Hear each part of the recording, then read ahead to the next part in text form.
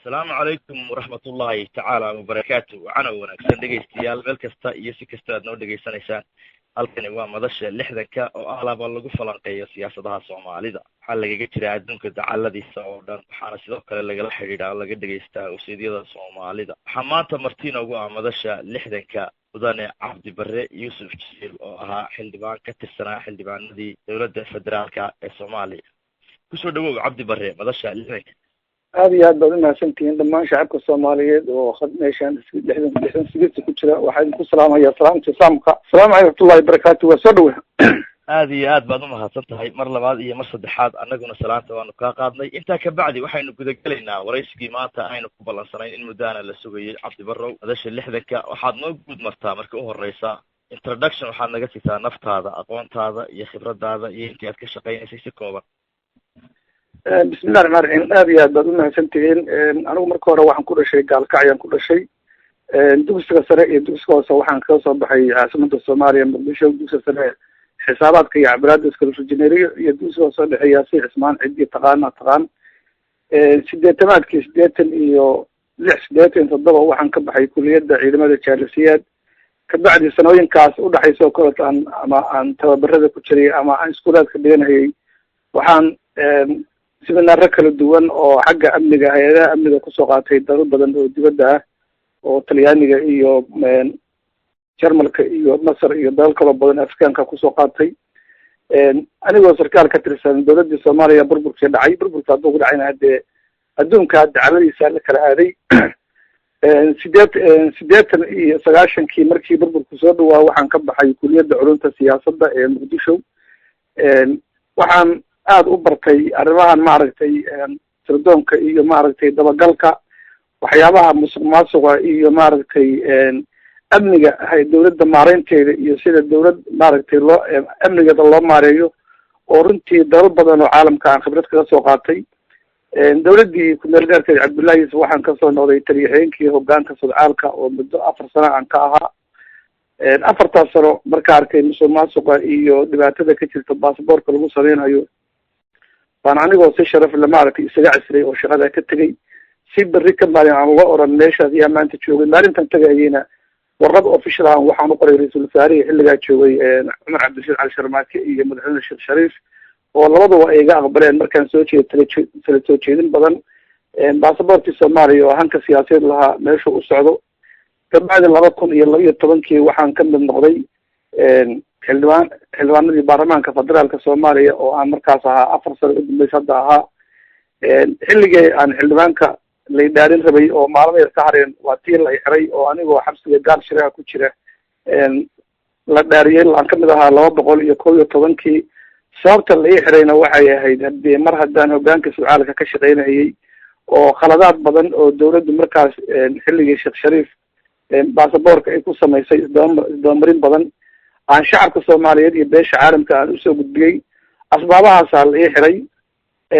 haddana waxaan ahay muxuu ahaa xildhibaankii u dambeeyay oo dowladda federaalka oo runtii wax badan ku og xaaladda Soomaaliya ay maanta ku sugan tahay ama Soomaaliya dhan ha ahaato khaasatan Puntland iyo dowladda federaalka ah garwadeenadooda meesha wuxuu wadaan marka aad iyo aad baad umahadsantihiin haddaan wax yar soo koobo intaas aad soo koobo waad mahadsan tahay waa good introduction way Cabdi Barrow dhegeystayaal dadweynaha dadka soo galay waxaa maanta inoogu casuunaa sidii ballantu ay ahayd Cabdi Barre Yuusuf Jiil oo ahaa xildhibaan ka mid ah xildhibaanadii dowladda federaalka ee Soomaaliya aynuna doonayno maanta inaynu kaga bogano waxyaabihii inta badan aynu isku weydiin jirnay madasha lixdanka Cabdi Barre dhawaan ka timi Soomaaliya waxaadna ahayd xildhibaanadii 4 sano wax ka soo daadihinayay dowladda federaalka ee Soomaaliya waxaana nagu maqaalaa imika tartan inaad mar labaad gashay walow aanad ku guuleysan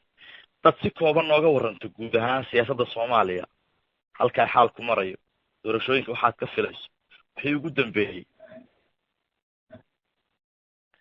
bismillahi raxmaani raxiim xaaladda Soomaaliya hadda waxaan filayaa inaydan qof hadda maanta looga sheekeynayo uusan jirin qof walba waa la socdaa laakiin waxaa jira waxyaabo badan oo detail hoosaha oo Soomaaliya ka socda xaaladeeda ka socda detailkaasoo ah dadka dibadaha jira waxaad moodaa dad u ooman dowladnimo iyo nidaam iyo kala dambeyn u ooman laakiin waxaa jira dad aad u fara badan oo aad moodid siyaasadda Soomaaliya inay noqotay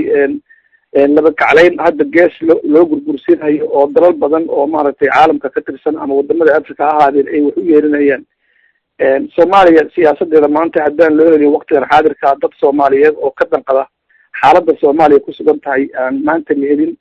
oo aan la helin dad aqoon-yahana dad waxgarada siyaasiyiin isku jira oo waxbartay oo ka danqanaya xaaladda soomaaliya maanta haddaan soomaaliya loo helin ayna u istaagin soomaaliya waxaan umaynahayaa sanooyinka soo socda meel aan laga soo raadin karin mustaqbalka inay geli doonto oo mugdiya maxaa yeelay mugdigaas waxaa gelinaya nimanka hogaamiyaasha oo dalka maanta gacanta ku haya niman ayagu isu taliya oo tala dalka gacantooda talooda ku jirto horta dalka maahan waa niman wax loo yeerinayo in wax loo yeerinayo wax idinkaa markhaati ka oo 3 maalmood ka hor markii nimanka maadaasha la baxay oo usoo istaagay burburinta iyo kala qaybinta iyo iska horkeenka shacabka soomaaliyeed oo maadaasha la baxay ama maamul goboleedyahaadeen ama hogaan sare dowladda federaalka ha ka tirsanaadeen go-aan cad inay inta gaareen iyagoo jebiyey markay wax walba soo burbusheen iyagoo jebiyey qodob dastuuriya oo ku salaysanaa aqalka sare 54 oo dastuuriya inay inta si toosa u jebiyeen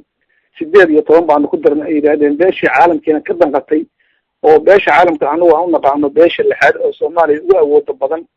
inay rajagti saartay oo arrinta ay diiday haddana ayagii ay qoraal soo saareen oo yidhahdeen caalamki waanu ku raacno baarlamaankaan u geynay marka waa niman haddee maalinba wax walba iska foganayo muddooyinkii ugu dambeeyey 5 bilood ugu dambeysay dalka iska foganayay oo waxay rabaan ku maamulanayay oo cid la hadlaysay waxaan aad marka uga xumahay mar haddii beeshii lixaad oo beesha caalamka ay iyadu aragtay dalkan meesha loo wado oo iyada isla yaabtay shacab soomaaliyeed ama aqoon leh ama waxgarada oo caalamka duceysi meel joog ha ahaadeen aan ka hadlin oo ilaa hadda arrintaa aan ku tilmaado nimankan dalka foganayo dalka baasanayo meeshoodan aan ka hadlin hortaas waa ayaan daro waxaan aada ugu mahadcelinayaa nimanka musharaxiinta qaarkood oo runtii iyagu ka dhiidhiyey oo beesha caalamka kula xisaabtamay inay raalli ka yihiin idinka in caddeeyaan dastuurkan lagu tubanayo iyo dalkan la iska horkeenayo arrintaas nimankaas waxay mudan yihiin runtii niman soomaali ka danqaday bay og yihiin siyaasadda soomaaliya marka mar labada haddaan dib ugu noqdo shacabka soomaaliyeed waxaan ku dhiirinaya ama idinka idin sheegaya labada mas-uulo maanta dalka saddexda mas-uulo dalka maanta ugu sarreysa waa madaxweynaha iyo guddoomiyaha baarlamaanka iyo ra-iisul wasaaraha soomaaliya saddexdaa mid kamidoo hadduu dalkan kusoo laabto soomaaliya in taariikhdeeda mugdi laga raadin doono oo meel fog laga raadinayo soomaaliya maanta dhibaatada haysta waxa weye ninkii tartamaya oo shacabka soomaaliya inta dhex gala taageero ka raadsada ama baarlamaanka ka dhex raadsada adduunku soomaalida waxay ku faalaysaa inta ninkii utagaan bay leeyihiin hebelow adiga yaa ku wata dalkee ku wata haddaan dal hebel ku wadan dowladnimo ma gaaraysa iyo iska fadhiiso ma Ethiopia ku wata ma Kenya ku wata ma Imaaraadka ku wata ma Mareykanka ku wata waad aragtay oo qoraal kasta soo bixinaa in la yiraahdo maanta wadankaas soo saar hebel buu soo taageero waad u jeedaan maanta adisaba in muxuu ahaa Shariif Xasan oo carabaha ka yimid inuu maanta adisaba ku sugan yahay Xasan Sheekh loogu yeeray oo lagu cadaadinayo Shariif Xasan madaxweynaha koonfur galbeed lagu cadaadinayo dowladda Ethiopia ku cadaadinayso in muxuu ahaa Xasan Sheekh codka la siiyo oo muxuu ahaa xildhibaanada beesha digir iyo midifle Shariif Xasan ku dhiiriyay in loo siiyo codka in la siiyo Xasan Sheekh la siiyo maxaa yeelay waxay ka arkeen danahoodii siyaasadeed bay ka arkeen marka dalkii halkaasu marayay dalka Soomaaliya cudurkan ka xigta cudurro ma lahani inta loo istaago maanta Soomaaliya waxay u baahan tahay badbaadi u baahan tahay Soomaaliya maanta waxay u baahan tahay dad ka naxa oo ka dirayooda boqolaalka qof oo badaha ku daadanaya ka marka nimanka maanta siyaasadda Soomaaliya horboodaya Soomaaliya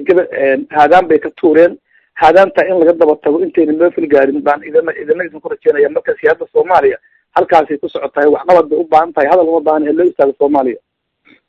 aad iyo aad baad umahadsan tahay halkaad nagala socotaan weli waa madasha 60 oo alaaba lagu falanqeeyo siyaasadaha Soomaaliya waxaa maantana inoogu martiya mudane ex xildhibaan Cabdibarre Yuusuf Jibriil Cabdibarre haddii aad ka dayrisay hogaankii dalka soo xukumayay dhowrkii sano imika la soo dhaafay sida madaxweynaha guddoomiyaha baarlamaanka iyo ra'iisul wasaaraha imikana aad moodo ogaalkayo inay iyagu uga cadcad yihiin yaad filaysaa inay kusoo baxayaan challenge ma la gelaysaa musharaxiinta kale ee faraha badan cidhiidhi ma gelin karaa ogaalkaaga yaa tuhunsan tahay inay kusoo bixi doonaan meesha markaad waxyaaba badan og tahay horta sidaa la socotaa maanta Soomaaliya waxaa ka lumay damiirkii siyaasadeed baa ka lumay iyo muxuu ahaa qadiyadii Soomaaliya maanta Soomaaliya waxaad moodaa ninkii jeebka u buuran yahay oo jeebka darbaaxaya oo gacanta fidinaya in muxuu ahaa leeyahay hana hogaamiyo iyadoo la fiirinayn qadiyad la fiirinayn dhibaatada taas ugu cana waxa weeye oo wadankii maanta uu door biday shilin in lagu iibsado door biday waa arrintan suntaa oo Soomaaliya la dhex dhigay oo 4.5 ka ilaa 4.5 la daba taagan yahay oo inta nin maamul goboleedu banaanka istaaga yidhaahdo muxuu ahaa bankii moon hadduu yana 4.5 ka yeeli mayna haddana dib inta ugu noqdo muxuu ahaa laftigiisii la aamusiyo haddana yidhaahdo muxuu ahaa 4.5 ba qaadan soomaaliya intay saa u gabadhacdaynayso oo muxuu ahaa dhibaatadaas daba taagan tahay horta soomaaliya muxuu ahaa rajadooda aad bay usii leedataa waa in laga shaqeeyaa horta 4.5 si loo gudbi lahaa oo lagu muxuu ahaa shacabka soomaaliyeed ama dibad ha jooga ama guda ha joogeen baarlamaanka markaa jooga ay ku cadaadiyaan oo banaanbax lagu sameeya oo afkaarkasa la sameeya oo gudihii la tagaa sidii looga bixi lahaa suntaan muxuu ahaa soomaaliya la dhex dhigay oo beesha caalamka horboodayso caqli soomaaliyeed oo kale keda la waayo taa in laga hortago arrintaa musharaxnimada runtii anigu waxaan maanta aaminsanahay oo aan ku kalsoonahay shacabka soomaaliyeed ama xildhibaanadii hore ahaadeen ama xildhibaanadan dambe hadiima ha ahaadeen inay inta lacag qaataan ayna dooranaynin xasan sheekh iyo cumar cabdirashiid ayna dooranayn baan ku rajo qabaa maxaa yeelay baarlamaanka maanta soo noqday waa baarlamaan wada xogagaaro boqolkiiba 92 sidaan aan ka warhayo aan ogahay 92 waxaa soo laabtay baarlamaankii hore baa soo laabtay oo og nimankan ciilka iyo rafaadka iyo dhibaatada ay soomaaliya badeen waxaan anigu marka aaminsanahay haddaan siyaasadda si fiican u dhuuxo wixii aan ka ahayn guddoomiyahan baarlamaanka asagoo wax leeno hadda dhib oo u fadhiyo malahan baarlamaan baa un meesha hogaaminaya laakiin labadan hogaamiyo maaragtay dalka maanta farta loogu fiiqayo labadii sano u dambeysay soomaaliya aadaan ka tuuray in baarlamaanka cusub uusan dooran doonin shacabka soomaaliya uusan dooran doonin oo aan aaminsanahay nimankan kale oo hadda tartamahaya kii yimaada inuu dhaami doono oo waayo aragnimo badan oo ku qaatay inuu dhaami ayaan aaminsanahay anuu hadda ma oran karo hebel baa soo baxaya laakiin nimankan in hadda hangool isaga hayaan baan aaminsanahay waad ogeydeen oo ra-iisul wasaare cabdulla sheekh waxaa lagu ceeshay oo lagu eriyey oo lagu abaabulo malaayiin dollar lagu baxsho ahayd 5,750,000 oo dollar oo shacabka Soomaaliya baan lagu bixiyay lacagta lagu baxshay inuu booska wadaariyo waxaa la arkay nin shaqadiisii ka adag oo Soomaalnimo oo u diyaarsan in Soomaaliya meel laga soo saaro taasaa marka keentay xukuumaddii ra-iisul wasaare cabdiweli iyadoo 9 dowr madaxa la gashay in la rido kabacdina la keeno cumar cabdirashiid la keeno oo aad aragteen labadii sano cumar cabdirashiid dalka uu joogay meesha dalku ku socday dhibaatada ka dhacday muxuu ahaa mushaar la-aanta dhaqaale la-aanta ka dhacday marka siyaasaddii halkaasay taagan tahay waxay u baahan tahay in markasta la daba qabto soomaaliya oo loo istaago u baahan tahay hagaag waad mahadsan tahay haddaan su-aal weydiiyo cabdibarow xilli imika laga joogo 4 sannadood waa 2012 waxaan tuhunsanahay inaad kamid tahay xildhibaanadii doortay madaxweyne xasan sheekh maxamuud madaxweynaha xilligaa doortay xilli imika laga joogo 2 sannadoodna xildhibaanadii ansixiyey cumar cabdirashiid ayaad kamid ahayd saan tuhunsanahay goormaad ogaatay labada nin waxtar la-aantooda horta waa su-aal aada u fiican horta waxaan rabaa inaad idin sheego xasan sheekh oona aqoon ulahayn oo muxuu ahaa aana aqoon ulahayn baan subaxii meesha la fadhiyey oo baarlamaanka la dooranayay wejigiisaan si fiican u dhaaday kaduudka ka muuqda iyo maaragtay waxa idinkaa wejigiisa waxa ka muuqda markaasaan waxaan dareemay ninkaan inuu yahay ninkii soomaaliya loo soo diray oo haadaan ka ridi lahaa waxaan qof kasta oo shacab soomaaliyed u cadaynaya madaxweyne xasan sheekh aan hortiisa xataa u sheegay oo aan ku iri waxaan ku faraxsanahay oo xilligii ra-iisul wasaare yuulka la ridahayay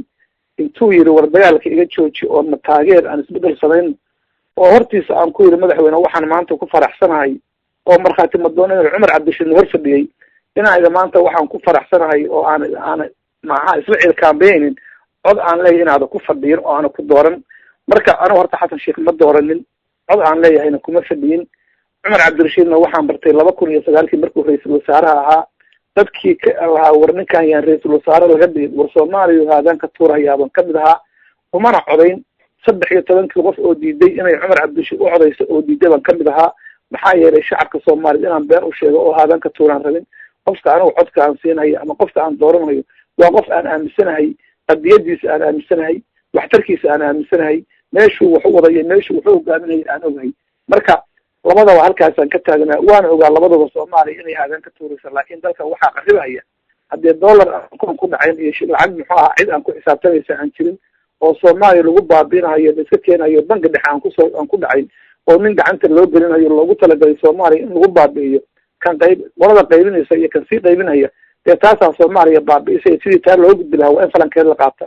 laga shaqeeyaa oo ah in laga gudbo 4.4 oo doorasho hal qof iyo hal coda loo gudbaa taasaa dowladnimo iyo nidaam lagu gaari karaa aad baad umahadsan tahay cabdi bare su-aal kale oo isla baarlamaanka ku saabsan 4 sano ayaad kamid ahayd baarlamaanka federaalka soomaaliya dacdooyin waaweyn baana ka dhacay oo mooshinno madaxweynaha mar laga keenay walow dhici sowday laba ra'iisul wasaare mooshinna lagu eriyay baa jiray mooshinna mararka qaar loo qaadayay shuruuc la fulinayo xankaasa baa jiray iminka xildhibaano cusub baa la keenay sida aad noo sheegtay mar dhaweydna 92% waa kuwii hore waxaa lagu bartay mooshin kastoo la keeno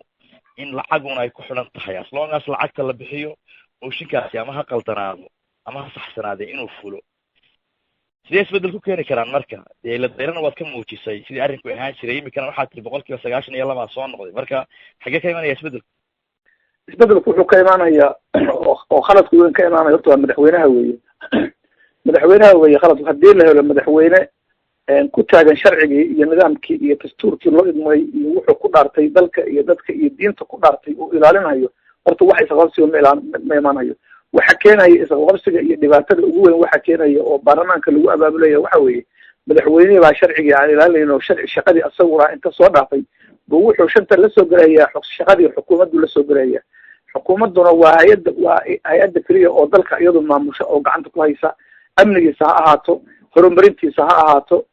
isku xirka dalka ha ahaato maamul goboleedyada dhisayo ay ka qayb qaadanayaan ha ahaato hawshaas waa hawshii xukuumadda madaxweynahana waxaa laga rabaa inuu ilaaliyo sharcigii iyo dastuurkii ku dhaartay dalka inuu ilaaliyo marka dhibaatada waxa keenaysa oo ugu weyn waa in la helaa madaxweyne ilaalinaya sharciga ilaalinaya madaxweyne aan maaragtay xukuumadda shaqadeeda aan faraha la gelinin taa haddii la helo wax badan baa isbedelaya laakiin markii la helo madaxweyne isagu dastuurkii jebinaya oo xukuumadda shaqadeeda la gelaya oo wasiirka shaqadiisii isagu muxuha wurta ugu baxayo oo shaqadii agaasimaha safar ugu baxayo oo tii ra-iisul wasaaraha shaqa ugu baxayo oo asagii markasi diyaaro saaran yahay oo sharcigiisa u jebinayo oo markii ra-iisul wasaaruhu yihaado cabdi barre madaxweynaha aad tilmaantay wuu wacnaan lahaa cid walibana way aragtaa inuu waddanka ku habboonaan lahaa madaxweyne waddan iyo waddanka hore u kaxeeya xaggee laakiin laga keenaya xasan waa musharax cumarna baag ab buu ka yahay oo ka dhinac sharaxan yahay lacagna way haystaan xildhibaanaduna saad sheegtay 92% waa kuwii la iibsan jiray madaxweynaha marka aad tilmaamayso leeda waddanku ka saaraya ciriidhiga jaanis miyuu u bannaan yahay waa u bannaan yahay si loola idinku ka qayb qaata kuwa hadda orday fartaa ku fiiqinay idinkan dibadaha jooga hadda hadlaya ka qayb qaato isxilqaama oo iska soo saara nin tayal iska soo saara oo gudihii gala oo ka shaqeeya baarlamaankii oo lobby ku sameeya ha ku hadlaynina kuwaas laakiin haddaynu inagu banaanka ka hadalno oo banaanka iska istaagno oo nidaamna hebel baa maxaa saa noqonaya waxba ma hagaagayaan waxa wax hagaajin kara wax toosin kara waxa dalkii geli kara oo qayb ka qadan kara waa dadkan dibadaha jooga ka qayb qaata dalka oo taga oo wax ka bedela wax weyn baad ka bedeli kartaan wax weyn baad odayaal ka bedeli kartaan yeynaan ku hadlaynin nin shilin dalka ka qaadanaya iyo nin la muxuu ahaa 4 sano maaragtay muxuu ahaa dib uu noqonayo haddana muxuu ahaa qabiil ninkii dhamaystiri kara marka kaas aynu dalka ka qabano waana laga qaban karaa maanta wakti baa la haystaa ilaa bishaan dhan doorasho ma dhici doonto ha laga qayb qaato qololeeda ha laga qaybto intiina hadda khadkan ku dhageysanaysa oo caalamka jira ninkii han siyaasadeed inta loo diyaar garoobo oo dhaqaale loo urursho ha lagu garab siiyo oo halkaa hala geeyo kabacdina ha noqda madaxweyne fiican kuwaan bahaloobay oo dalka baabashay oo 4 sano liqay yaan dalka lagu hadlayno dee cid la dabaaqtanta ama cid la xilligii tartamayay 2012 markii uu soo baxay xubin siyaasi oo laga yaqaan geyiga Soomaaliyeed ma ahayn wuu cusbaa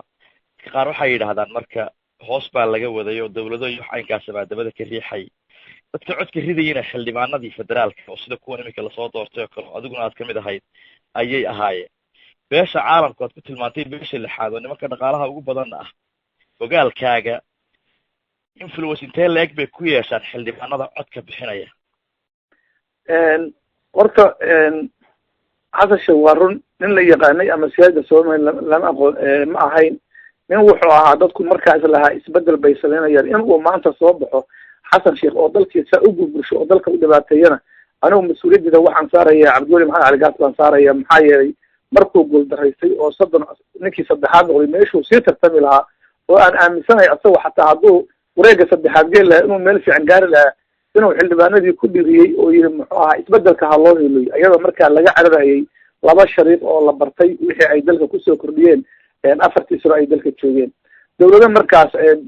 beeshan caalamka nimankan sheeganaya beesha lixaad oo markaas xasan sheekh yaqaanay ama u ololeynayay ma ayna jirin kaliya dalka u ololeynayay oo dhaqaalaha 10 milyan kusoo baxay xasan kusoo baxayna waxaa bixiyay dawladda qatar baa bixisay 2 sano ka bacdina qatar markii aragtay meeshuu wuxuu waday muxuu ahaa hogaankii u jartay beesha caalamka nimanka hadda aad leedahay oo soconaya runtii xildhibaanada toos xiriir uma lahan laakiin waxaa jira niman shaksiyaada oo xildhibaanada awood ku leh oo maaragtay rag xildhibaano wax badan soo ahaan jiray oo qaabka wax loo kala furfuro iyo qaabka loo sameeyo waa jiraan oo maaragtay nimankan beesha caalamku xiriir la leedahay ama Ethiopia haato ama Kenya haato ama dalka reer galbeedka hadeen ay xiriir la leeyihiin oo ay wax ka dhageystaan ay hoos u diraan oo yiraahdaan wadanka saa u shaqeeya waa jiraan laakiin beel caalam oo banaanka isu soo dhageysa oo ismuujinaysa ma ay jirto marka gacanta ay ku yeeshaan xildhibaanada markay ka fulinayaan ideology-ga xambaarsan yihiin waxaa jira xubno iyaga u dhuun daloolo ka loobin gareeya xildhibaanada dhexdooda sidaa miya waa sidaas wey ha waad mahadsan tahay istil waxaan ku dhex jirnaa barnaamijkii dawladda federaalka dhegeystayaal halkaad naga dhegeysanaysaana waa madasha lixdanka oo aalaaba lagu falanqeeyo siyaasadaha soomaaliya waxaa maantana martina uga mudane xildhibaan cabdi barre yuusuf jibriil oo kamid ahaa xildhibaanadii federaalka 4 sano ee lasoo dhaafay cabdi barre sida igu maqaalaha waxaad kamid ahayd guddigii maaliyadda ee baarlamaanka dhaqaalayo kala duwan oo caalamka uu ku taageerayay dawladdana way jireen gudoomiyihii bankiga dhexe muddo imika kal hore waa tii gabadhii Yusuf Abraar la oran jiray iscasishay markii ay sheegtay sida wax u socdaan inay aragtay mar dhexe waxaa jiray isaguna lacaga la lahaa bankiga ayaa lagala baxay miisaaniyadda dalka kolba waxbaa lasoo disi jiray waxaa lasoo marin jiray xildhibaanada adigu weliba guddiga aad qaybta ka tahay ayaa miisaaniyadda wax ka desin jiray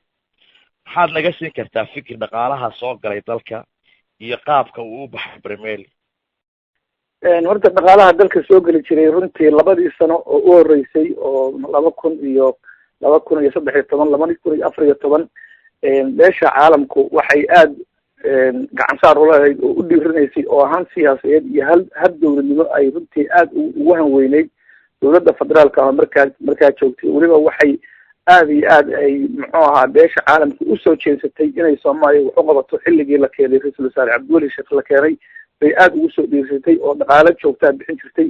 inkastoo xilligii saacadna dhaqaaluhu socday laakiin dhaqaalaha waxay xoojiyeen xilligii Cabdiweli bay xoojiyeen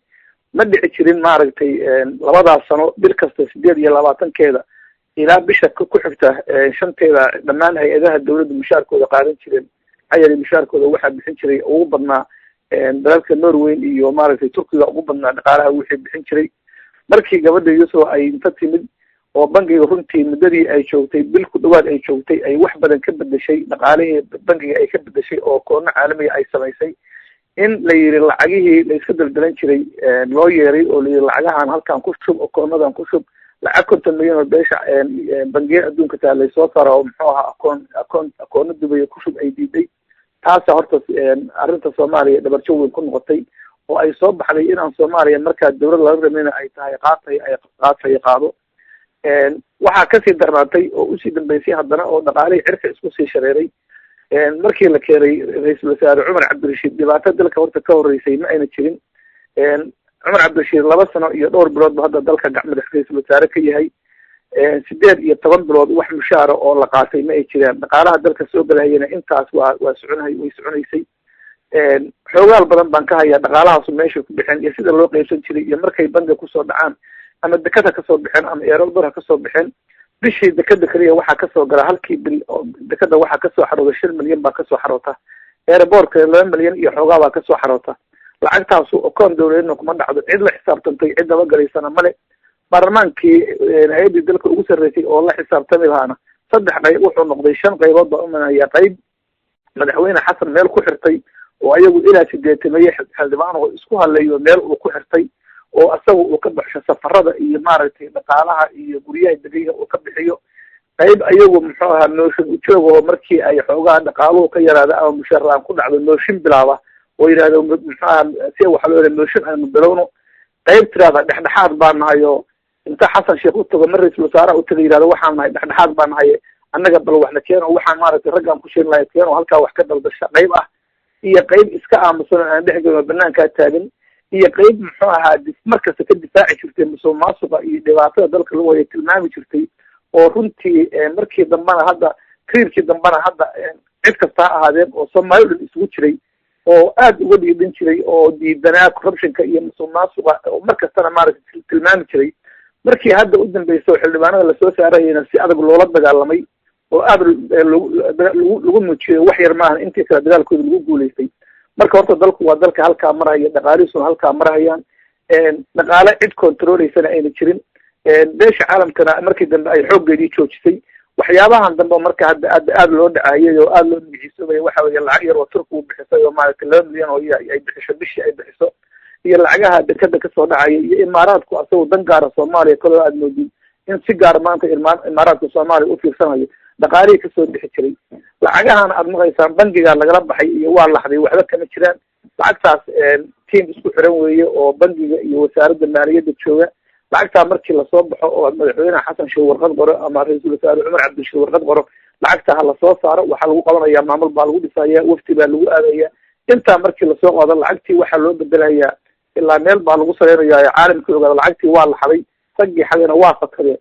haddee halkaa waxaa ka garanaysaa inaan maaragtay maamulo ama hay-adihii odadkaan jirin hanti dhowrkii guud oo rabay inuu si fiican u shaqeeyo loo hanjabayo madaxweynuhu diiday inuu sharciga sii saxiixo diiday muxuu aha waxyaabo badan oo khaldan baa dalka sidaas ugu jira marka sidaasaa dhaqaalo u baxaa aad iyo aad baad umahadsantahay cabdi bare si wacan baan ufahanay waanu u ducaynaynaa dawladda soomaaliya in ilahay cid magaranaysa ay dadka soomaaliyeed ka saarto baahida imika ognahay inta aad sheegtayba in ilahay usahlo dhinaca kale cabdi bare sidoo kale waxaa tahay saafilayo qoraa imika waxay hor yaalla qoraal warbaahinta aad gelisay oo magacaagu ku saxiixan yahay tuduc kamida wuxuu leeyahay waxaa jirta colaad 2 jiho laga soo abaabulay oo isgarabsanaya oo heshiisku waa inay puntland ka saaraan saaxadda siyaasadda soomaaliyeed muxuu yahay arrinkaas waxa weye de waa wax iska cado maaragtay baxsoon maahan waa nimankaan maaragtay buuraha galgala fadhiya oo maaragtay haddii adogteeda koonfurta soomaaliya aad uga dagaalamaya iyo nimankaan caalamka kasoo duulay oo daacish la baxay oo iyana muxuu ahaa dhinac kale kasoo duulayo oo muxuu ahaa sheegtay qolyihii qandala qabsay kamid ahaa oo iyagu muxuu dhinac kale kasoo duulay siyaasadaas 2 jiha dhinacaas weeye miduna waxa weeye dawladda federaalka ah oo iyadu inaba muxuu ahaa aan rabin puntland hankeedii siyaasadeed iyo mawqifkii ay ku taagneyd iyo hankii soomaalinimo lagu yaqaanay inay wiiqdo oo u adeegsanaysa shaksiyaad ka tirsan puntland ka tirsan oo muxuu ahaa dhibaatada ugu weyna maanta puntland haysta iyagu ay mas-uul ka yihiin oo culayska ugu weyna dhinacaas oo maaragtay dhinacaas dagaalka ah oo nimanka xagjirada ah oo isbahaysa dhinac ay duulaan kaga soo yihiin iyo dhinaca dawladda federaalka ah oo ay ku guulaysatay inay puntland muxuu ahaa awoodeedii iyo maaragtay baawarkii ay ku lahayd soomaaliya ama ilaalintii qarannimada soomaaliya ay ku lahayd ama puntland magacii ay lahayd maanta 99% hoos u dhigtay 2daas jiho weeye dagaalka waxaan ku tilmaamay taas 2daasna waxay u baahan yihiin in wax laga qabtay oo loo istaago puntland markii la aasaasay wixii loo aasaasay waxay ahayd 1 midnimada soomaaliya inayna kala go-in 2 dawlad soomaaliyeed in la raadiyo oo ay soomaaliya ay muxuu ahaa cagaheed isku istaagto oo dawladdan maanta dhisan ilaahay ka sokow maanta madaxtooyada soomaaliya wixii gaarsiiyey waxay ahayd dawladda puntland oo u istaagtay dhowr iyo 20 burburka ahayd allahu naxariistay cabdullaahi sibuu ahaa wixii maanta madaxtooyada maanta quruxda badan oo aad moodid maaragtay sidii caalamkii u qurux badan u dhisay ninkii dhisay oo dhextaajiyay ahayd taasaa soomaaliya puntland looga barta laakiin maanta puntland waxay noqotay iyo puntland oo ilaalin jirtay sharciga iyo dastuurka u yaalla ilaalin jirtay laakiin maanta puntland waxay noqotay in loo helo shaksiyaad burburiyey dastuurkii puntland la oran jiray sharciga ilaalinaysa nidaamkii puntland ku socotay dowladnimay raadinaysay midnimadii soomaaliya ay raadinaysay in loo helayo iyagoo u guntadeen waxaasoo dhan oo baa horta arrintu ka taagan tahay marka taasna waxay u baahan tahay in wax laga qabto waa hagaag aad baad umahadsan tahay dhegeystayaal halkaad nagala socotaan weli waa madasha 60 oo alaaba lagu falaqeeyo siyaasadaha soomaalida waxaa maantana marti inoogu mudane cabdi bare yuusuf jibriil oo kamid ah xildhibaanadii dowladda federaalka ah dhowrka sane lasoo dhaafay cabdi bare haddaan ku soco su-aalihii puntland waxay dhisnay 18 sannadood waxaa madaxweyne ka ah 18 sannadood intii madaxweyne soo martay ninkii ugu aqoonta badnaa sida la aaminsan yahay sidoo kale dowladda federaalka ee soomaaliya waxaa prime minister ka ah nin puntland kasoo jeeda xagee weeye meesha halista kasoo wajahaysa maadaama arrinku sidaa yahay puntland xilliye ay ka liidatay xilliyaan xamar dawladi ka jirin xilliya nimanka aqoon hooseeya ninkan imika haystaa ay jirtay halkee weeye meesha aad nugalka ka dareemaysa horta waxa weeye waxyaabaha qaarkood marka horta in lagu qofle horta u baahan tahay runtii aniga sidaad igu barateen weli inaan saaxadda siyaasadda ama soomaaliya waxay ku salaysan tahay inaan been ka sheego ama waddo qalloocan ku duwo laguma baran haddana waxaan rabaa xaqiiqda dhabta ah oo puntland maanta ku sugan tahay horta inaan say tahay u sheego qoraallo badan oo kuwa hadda aada leedahay way horyaalaan kasii khatarsan oo kasii culusan maalmaha soo socda waa soo bandhigi doonaa sida aada la socotaan anigu maalintii cabdiweli cali gaas la dooranayay xamar baan joogay markii la caleema saarayay xamar baan joogay kama qaybgelin midna doorashadiisa kama qaybgelin mana aadin maxaa yeelay qofaa taqaaniyaa tahay lama yidhaahdo cabdiweli cali gaas waxaan ku bartay muddadii yareeda oo ra-iisul wasaaraha ahaa dad badan oo reer puntland ama xamar joogay ama puntland joogaan waxaan ka digay waxaana war puntland haddaad maanta cabdiweli doorataan war meel xun bay ka doonaysa ayaan muxuu ahaa dadka caabisa oo qaadin war qof puntland badbaadiyay hala geeyo waa lala yaabay laakiin alxamdulilahi rabbi alcaalamiin muddo 4-5 bilood ka bacdiya baa si fiican hadalkii loo baraarugay oo runtii dad badan isoo waceen oo yidhaahdeen warniyo waxaa sheegtaa soo baxay aqoontu ma tarto wax qiimaha ma tarto haddii qofku madaxweyne noqdo haddii qofku jaamacadaha adduunka ugu sarreeya hadduu noqdo waxaa u siyaadahayaa waayo aragnima usiyaadaysa laakiin qofka birka xigmadda iyo aqoonta iyo kartida ilaahay siiyey waa tii ilaahay ku beeray oo hooyadii aabiye ku dhaleen oo 40 casho markuu arwaaxda uurka hooyadii ku jiray ilaahay ku beeray taasaa horta aqoonta iyo maaragtay maskaxda qofka ilaahay horta ku abuuro oo caqli badan waxaad arkaysaa nin kasoo baxay jaamacadaha adduunka PhD wata kasoo baxay oo muxuu ahaa aan toosin karin dhiil dhacday aan toosin karin waaga horaan waxaa maqli jiray hooyaday oo tirada allah unaxariistay waxaa maqli jiray markaas cafir dhacday dhiil dhacday ma toosin karo yani dhiil faaruq oo qof aan toosin karin macnaheedu caaqibo male marka waxaad arkaysaa nin jaamacadaha kasoo baxay adduunka soo maray uu ka aqoon badan yahay nin baadiye ka yimid oo weligii qalin iyo buuq iswadaayay murtida iyo qiimaha ku jirta marka horta waxbarasho iyo dhabarta wax ma tartay caqliga iyo maskaxda qofka ku sileeyaa tarta marka anigu waxaan aaminsanahay oo xaqiiqa dhabta maanta aan ka hadlahayo oo nina uusan yaar inaan nin si gaar u adkaagayo shalay markaan madaxweyne xasan sheekh aan adkaagayay oo runta ka sheegayay oo aan farta ku fiiqayay dad badan baa waxay leeyihin cabdibarre qabiil buu u socdaa cabdibarre uma soconay dowladnimo iyo nidaam baan rabaa laakiin maanta waxaan xaqiijinayaa shacabka soomaaliyeed oo halkan ku jira ama i dhegaysan doona ama kuwa dib ka dhegaysan doona waxaan maanta u xaqiijinayaa cumar cabdirashiid iyo cabdiweli cali gaas waa masiibo soomaaliya iyo puntland loo soo diray inay yihiin baan aaminsanahay maxaa yeelay maalintii cabdiweli cali gaas yimid 5 bilood ka bacdi wixii mudug ka dhacay waad ogeydeen nimankii inta is-abaabuleen buuraha galgala inay galeen waa dhibka ay ka sameeyeen waad ogeyd xeerta muxuu ahaa garaac inay inta soo galeen waad ogeydeen intaana kamuusa hadleen inta dhoofo maalinkii xabad u dhacdo diyaaraddu inta raaca ama etoobiya fadhiistaa ama imaaraadka aadaa ama muxuu adi soo fadhiistaa afka waxaa kaga soo hartay waa ka xunnaa iyo tacsiya waxaasa ka soo hartay marka dalkii halkaasu ku socdaa cumar cabdirashiid wuxuu isagu awoodayay oo si toosa waa ninkii u jebiyey isagoo ra-iisul wasaarihii soomaaliyada in uu dastuurkii si toosa u jebiyo oo intuu dhulsa mareeb tago oo istaago oo yidhaahdo mudug iyo galgaduud baanu u dhisaynaa maamul u dhisaynaa mudug iyo galgaduud waxay noqotay gobol iyo bar waa ninkii koowaad isagoo kasoo jeeda deegaanada puntland oo lagu tiriyo sharci ilaalinta dastuurka iyo ilaalinta soomaaliya lagu tilmaamo waa ninkii koowaad oo jebiyey qodobka muxuu ahaa 64 iyo dastuurka jebiyey ninkii jebiyey 4 oo muxuu ahaa 3 gobol iyo ka badan baa israaci karta waa ninkii koowaad oo jebiyey gobol iyo bar markay noqotay oo aan sharciga iyo nidaamka waafaqsanayn ninkii kale oo ku seexay oo ku qaadacayna wuxuu ahaa ra-iisul wasaare cabdiweli cali gaas uu ahaa marka dadka halkaas sharciga sa ugu tuntay oo aan muxuu ahaa puntland dhibaatada ka socota aan ka danqanaynin lama oran karo waa siyaasiyiin sugcadaayo oo waxbartay lama oran karee war dadka aqoonta leh iyo aqoontooda yaan la isku lifaaqin aqoon wax ma tartee maskax iyo waayo arimo qofku ilaahay baa ku beeray baa waxaysan marka waxaan aaminsanahay xasan oo soomaaliya kusii tumanayay nimanka u sahlay oo u fududeeyey oo maanta puntland inay gabi haadaan kasii dhaadhacdo oo la isku xirtayo waa cumar iyo ninka la yidhaahdo cumar cabdirashiid iyo cabdiweli cali gaas iyo xasan sheekh taa waxaa daliil u ah hadda puntland waxaa lagu dilay 2 wiil ka hor waxaa lagu dilay 3 nin oo muxuu ahaa birmageeda oo janamale oo saraakiil oo aqoon lahaa lagu dilay dulku dhawaad xamar buu fadhiyaayo gurigu fillah hargeysa laga dejiyay buu wuxuu campaigner uga jiraa xasan sheekh suu dowladnimo kusoo noqon lahaa ilaahay baa idinku dhaarshay ma waxaa la oran karaa muxuu ahaa waa madaxweynihii puntland tacsiba afka kaga soo hartay war shacabka halkan ku joogo aynu xaqiiqda ka hadalno war waxa khaldan aynu qabano war haddii shaksi la yidhahdo shaksigaana xun oo xumaatuu sameeyey yaan la xajiimoono runta inta laga hadlo dhabta waa in loo soo noqdaa haddaan maanta oo dhan been sheegayo waxaa laga yaabaa boqola inay ii sacbinayso leedahay wallahi cabdibarre waa fiican yahay si fiican buu hadla xaqiiqda dhabta haddaan ka hadlano in badan ay leedahay wallahi muxuu ahaa ninkaasu ujeeduu leeyahay ujeedo maleya waxaan rabaa dawlad baan rabaa soomaaliya dowladnimo inay ka dhalato in soomaaliya lagu noqdo dowladnimo lagu yaqaan ka noqoto puntland inay noqoto sidii lagu yaqaanay soomaaliya oo dhan inta la isu keeno ay meel kasta noqotaan rabaa marka dhibaatadaas ka taagan weli waxaynu ku jirnaa barnaamijkii puntland nimankan aad carabka ku dhufatay ee buuraha galgala ku jira in muddaaba way ku jiraan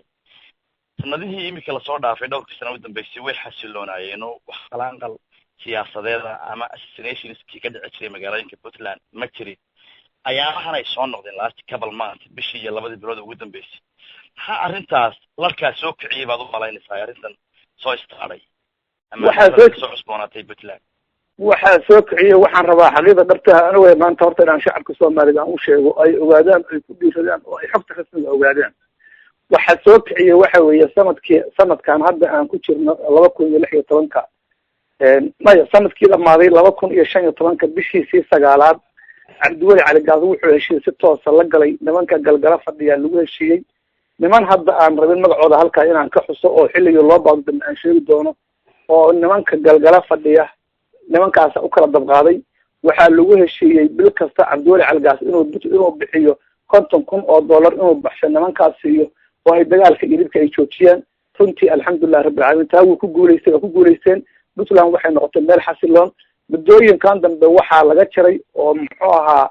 dhaqaalihii $50,000 la siinayay iyo heshiisyadii la galay iyo niman jara maahoo badan oo muxuu ahaa bedel la yidhi ay ku khasbeen inay bedelaan oo qaar badan la bedelay qaar kalena dib loogu soo ceshay dee heshiiskii la heshiiyey markii laga baxay oo wixii lagu heshiiyey wax badan ama mid dhaqaale ha ahaato ama niman jara maahoo la bedelayay oo maaragtay nimanka runtii aad u hortaagnaa oo aad maaragtay la dagaalami jiray ama saraakiil ha ahaadeen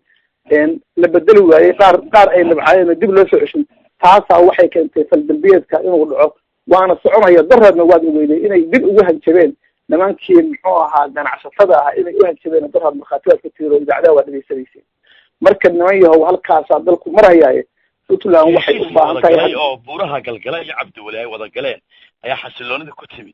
kabacdina heshiiskii uu jabiyey baa xasilooni daradan dib u istaaray sidaa miya xasiloona waaba sheegay yees taasaa keentay heshiiska baa sidii loo filin waayey oo in badan ay ku cesheen niman badan oo jaramaa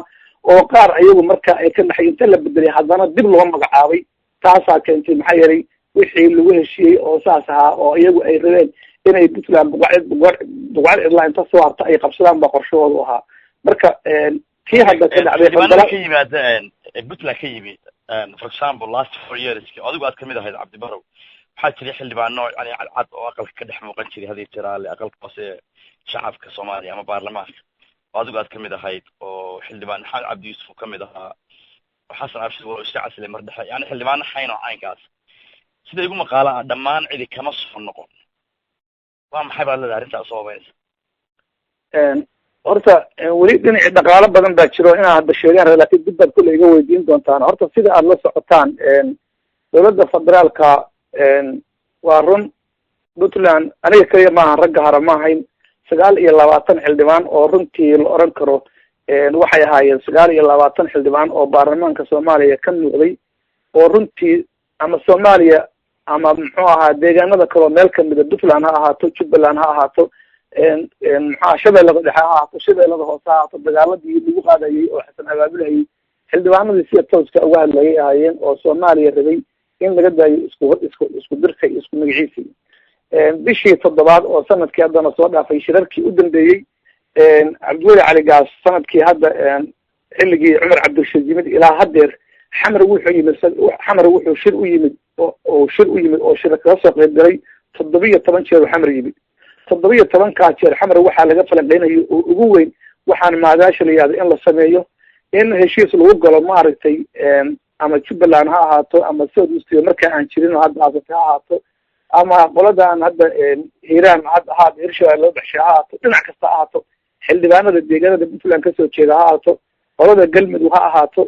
waxaa heshiis la wada galay dhammaantood heshiis waxaa lagu wada galay si kursigan aan dib ugu soo noqono oo xasan sheekh dib ugu soo noqdo ra-iisul wasaare cumar dib u magacaabo haddii muxuu ahaa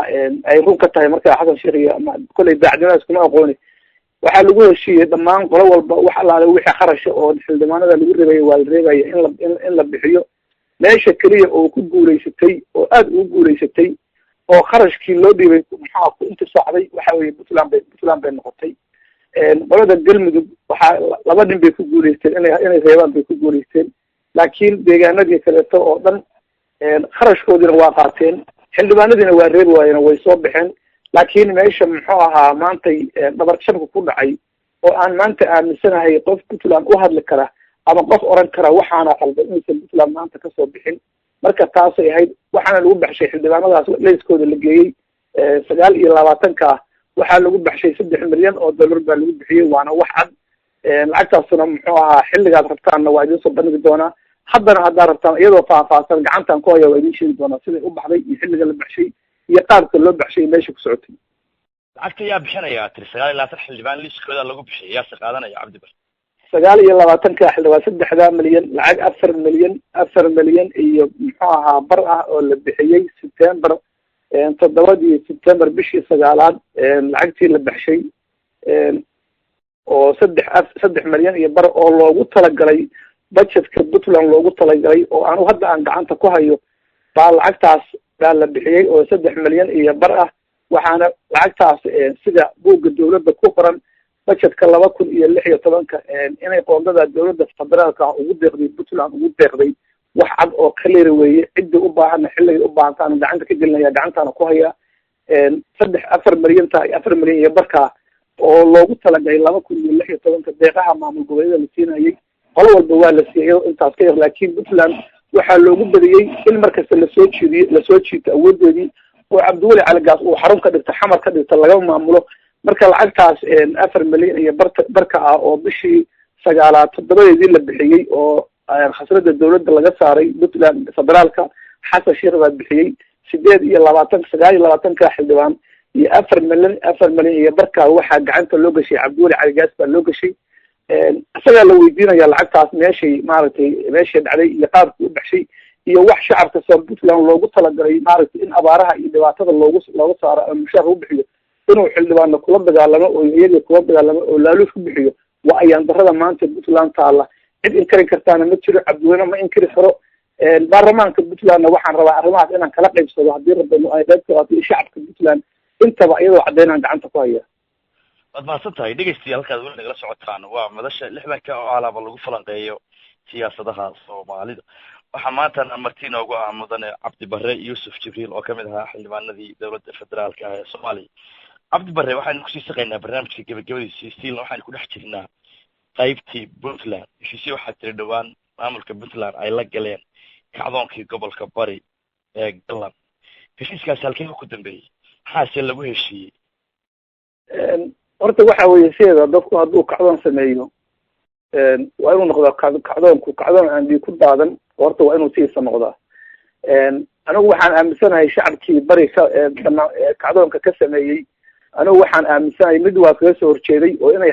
xabad u dhacdo oo maaragtay qof dhinto oo dhigdaato oo dhibdhaco taa waa kaga soo horjeeday kumana raacsan haddana cid aan ku raacsanahay qof Soomaali inuu macno darro ku dhinto ma jecli laakiin sideeda waxaan maanta anigu aan reer Puntland ugu baaqaya kacdoon nabadeed inta la sameeyo isbedel haddaan lagu samaynin Puntland oo aan la badbaadin bilaha soo socda hadalkayga maanta wuxuu noqon doonaa hadal taariikh oo aad dib kaga sheekayn doontaan maalinkaas Cabdi Bare hadalka yiri maanta Puntland badbaadi u baahan tahay heshiiskaasuna heshiis maaragtay markii dambe ay garowsadeen iyagu heshiiska ay garowsadeen shacabkii Puntland oo kacdoonka sameeyay oo yiri war muxuu ahaa Puntland yeena eersanin yeena burburi yeena eersanin muxuu ahaa aynu bal dib u noqono aynu xal kala raadino kaasoo ah kii ku yimid ma ahayn mid ka yimid xukuumadda Puntland ama Cabdiwali Caligaas ka yimid ma ahan meeshu isla fiirsanayo halkaas iska fadhiyo marna wuxuu duulayay Imaaraad u duulayay marna Yurub aaday hadda meel isla duulayay marka waxa weeye waxaan aad ugu amraynayaa shacabkii gobolka Bari oo marka hore kacdoonka inta sameeyay haddana nabad qaatay nabadiina wax walbana ku bedeshay inay maaragtay Puntland noqoto meel xasiloon oo ayaga gacantooda ayna ku burburin oo shacabkii reer Puntland indhooda ay ku arkeen laakiin maanta waxa alxamdulillah 70% shacabka reer Puntland maanta wax badan inay ka dharagsan yihiin oo shacabkii muxuu ahaa magaalada Boosaaso Puntland kacdoon ka sameeyay inay wada sax ku socdeen baa qof walba maanta barugsanaya marka wax heshiisoo hadda lagu heshiiyey iyo wax la kala qaatay midna ma jirto galan wax dhaqaalana kamuusan qaadan xoolana kamuusan qaadan hantina kamuusan qaadan tanaasul uu sameeyey oo wartay shacabka reer puntland waxa meesha ka jira markay arkeen ba ogaadi marka taasay ahayd tiina weli waa taagan tahay waxaan rajaynayaa shacabka puntland iyagoo isku duuban inay mudaharaad iyo banaanbax ka dhana oo amniya nabadeed oo aan dhig ku daadan inay iska wareejiyaan oo maanta ay doortaan labadaas sano arkay hogaamiye puntland isu keena sharciga dastuurka ee puntland ilaaliya jiritaankii 18 sano ka hor beelihii wax isku darsaday oo maanta sii kala tegay oo sii kala faloogay oo ismacay iyo ismadii wax puntland aasaasay nin isu keena oo maanta badbaado sameeyo oo Soomaaliya badbaado halkaas ku jirta ay sameeyo maanta loo baahan yahay jiray cabdi barre dhinaca puntland siyaasad macnaha 20 sano la soo dhaafay waxa ka imaan jiray inuu sharaxiin oo ama madaxweynenimo doonaya ama ra'iisul wasaare sanadkan waxaa ka soo ifbaxay 3 nin bay ahaayeen ninkii Cumar Cabdirashiid iyo madaxweynihii hore Puntland Cabdiraxmaan Faroole iyo Cali Xaaji Warsame isaga waxaad moodaa in haruudhuhu qaaday aqalka sare wadkii liiskiisii laga reebay halka cabashooyin badan baa ka jiray faahfaahinna naga soo wadoonayn Faroole isaguna musharax baan ahay Cumar buu u tanaasulay oo ayaan dhaweyd gacmaha haysteen oo Faroole yiri waa ka tanaasulay anigu cararkii aan ordayay madaxweynenimada Soomaaliya Cumarna waa adiga ka dayrinay xagee xaajadu ka waalantahay marka xaajadu waxay ka waalantahay sideeda Cabdulle Cali Gaasata mid ma rabo wuxuu rabin qof siyaasi ama qof waxgarada ama qof fikrad wata horta marka hore uu la dagaalamayo inkasta ha ahaadee meesha wax ka qaldan yihiin oo muxuu ahaa raggaas loola dagaalamay ama Cali Xaaji loola dagaalamay ama xildhibaanada hore loola dagaalamay Cabdulle ma uu rabo dhibka halkaa ka jira iyo waxay sameeyeen cid ka hadasha iyo cid baa qaldan midna ma lahan Cali Xaaji wuxuu eersaday waxay eersaday war Cabdulle Puntland meel xun baad ku wadaayeen naga daa intaas oo eersaday xildhibaanadan kaleetana waxay eersadeen muxuu ahaa waxaana khaldana waxaan hala toosiyo marka halkaasaad ka garanaysaa maaragtay Puntland indhaha inay isku haysato oo meel faadan ka socoto madaxweyne Faroole waa ogeeyeen maalinta dhawtay inuu maaragtay aad u hadlay oo ka hadlay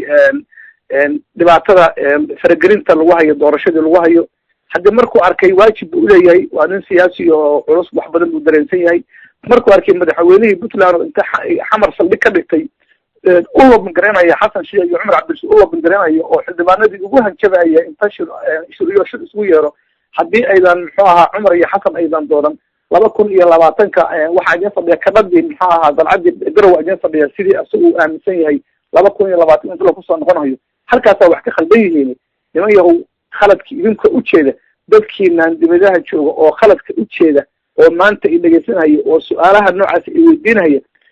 intaad su'aalaha qaadataan dalkii la taga oo Puntland la taga oo Xamar la taga oo Soomaaliya la taga oo maskaxda iyo aqliga iyo aqoonta idinku jirta oo halkaan maanta aad ka sheegaysaan oo ogtihiin ku badbaadiya khaladku halkaas ku jira khaladka idinku qeybaad wax ka leedihiin qaybtaas ku leedihiin waxa weeye idinku og khaladku meesha ku jiro Soomaaliya meesha dhibaatada ka jirto deegaanada nabadda meesha dhibaatada ka jirto idinku og oo idin nooshana baad leedihiin hebel baa saasa idina qayb qaata eedeynina kuwaan maaragtay muxuu ahaa anigu aan u baxshay muxuu ahaa catir la soo tuuray oo bixiyay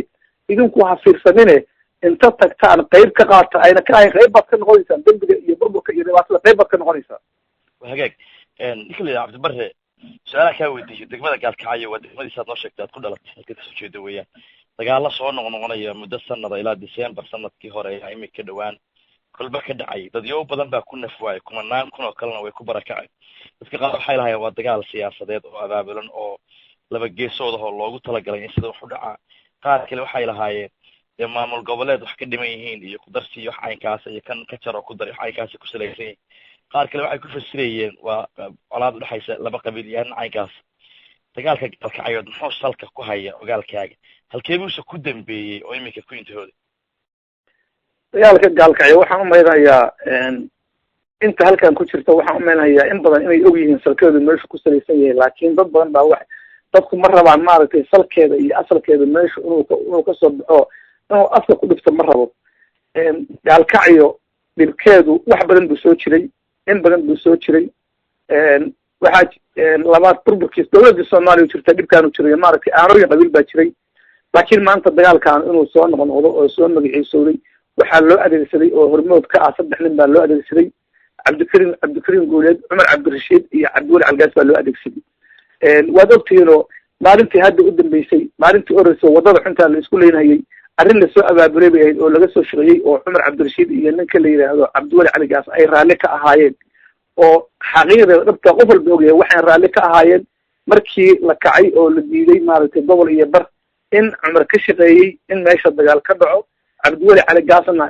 isaguna xoogaa dhaqaalaha ku qaataan oo meesha dulaal ku qaataan si loo aqoonsado galmudug in loo aqoonsado waa la aqoonsaday dad baa ku dhintay dhibaataa ka dhacday wado yar oo ummadoo dhan intifaacaysoo yara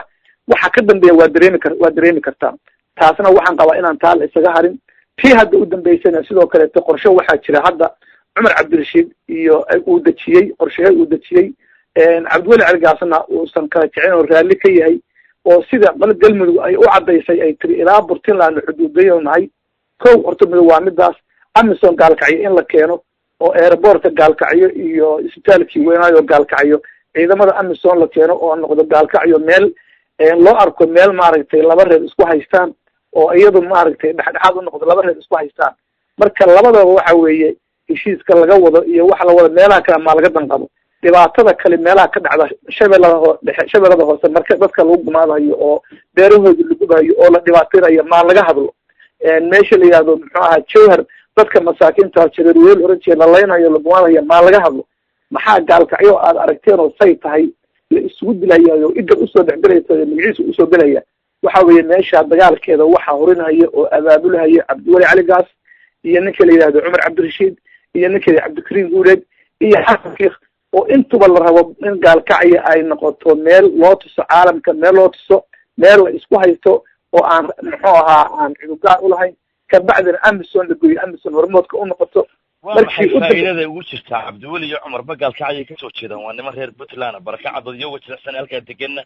dan ugu jirta sida muuqata ma jirto marka laga reebo dhaqaalahana carab ku dhufatay mooyaan danta ugu jirta waxaan dhibaataa inay geystaan waa maxay danta ugu jirta waxa markay arki waayeen dad la xisaabtama iyo dad qayliya iyo dad la hadla danta ugu jirta waxa uu dhibku inuu sidaas u socdo oo ay xataa ay rabeen doorashada Soomaaliya khalkhal in la gasho oo liyada gobolka midug dhibaata ka socota Soomaaliya dagaalaha ka socda ayagoo qorshooda kulli ugu weyn dhaqaalaha markii laga reebo qorshooda inaan dawladda federaalka ah ayna doorasho gelin oo sida doorashada ugu socota qorshooda ahaa welina sidaas ugu socota cabdi barre Soomaalidu dhaqan bay ka dhigteen dhawaanaha siyaasiyiinta Soomaalidu intay xilka hayaan noocu doono ha ahaade xaqiiq warama badiba waxyaabaha ay og yihiin shacabka lama sheer gareeya kolkay laakiin xilka waaya ka bacd bay badanaaba afka furtaa arrinkan muxuu yahay horta aad u maasantaho aniga hadda saad og tahay waxa maanta aan sheegayo 99% hore u sheegi jirin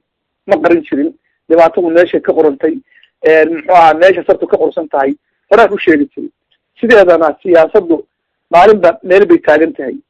siyaasadda waxa weeye maalin laba jeer min waxay leedahay min waqtigeed laga hadlay leedahay waxyaabihii hore aan ka hadli jiray waxay ahayd waqtigeeda taagnaa oo xilligeeda taagnaa laga hadli jiray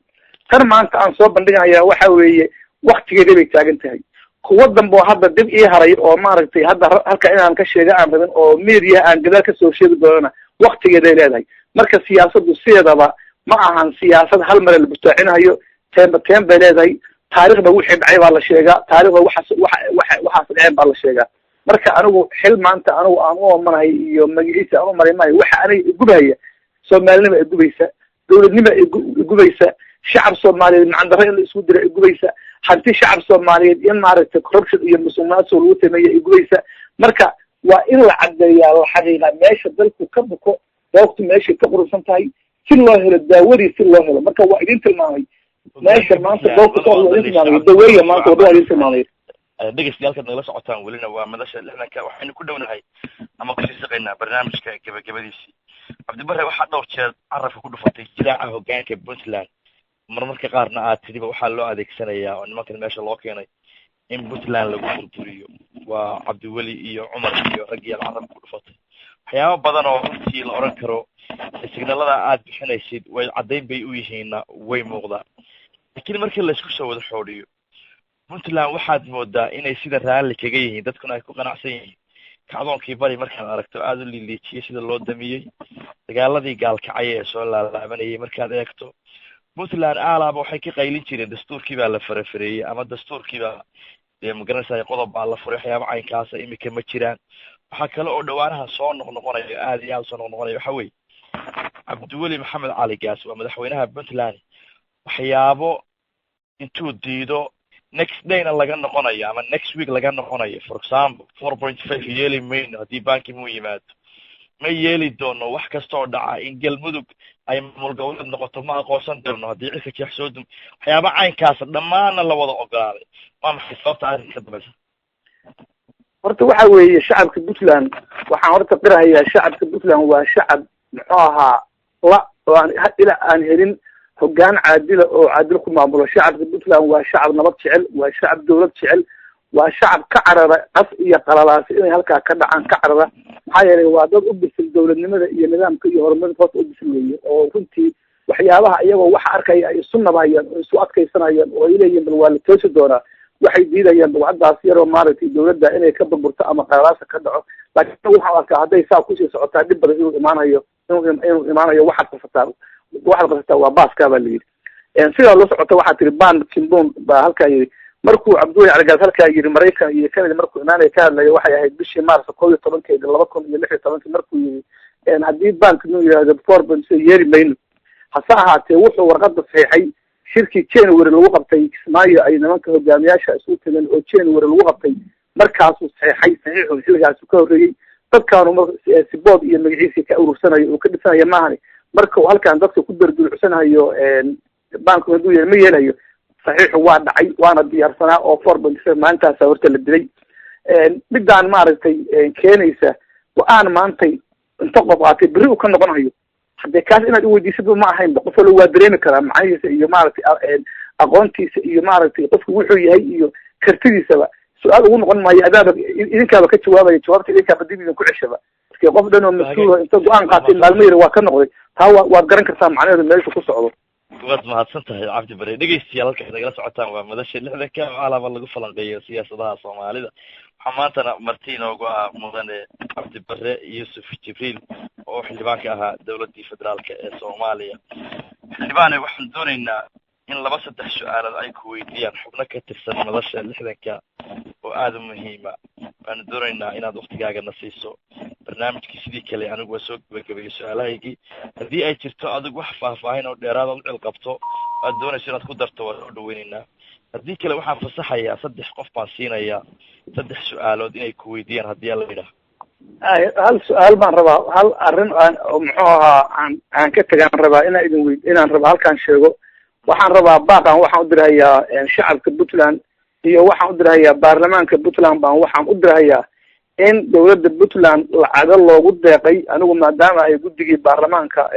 maaliyadda federaalka aan ahay sanadkii 2015 maamul goboleedyada qolada waxbaa loogu deeqay dawladda puntland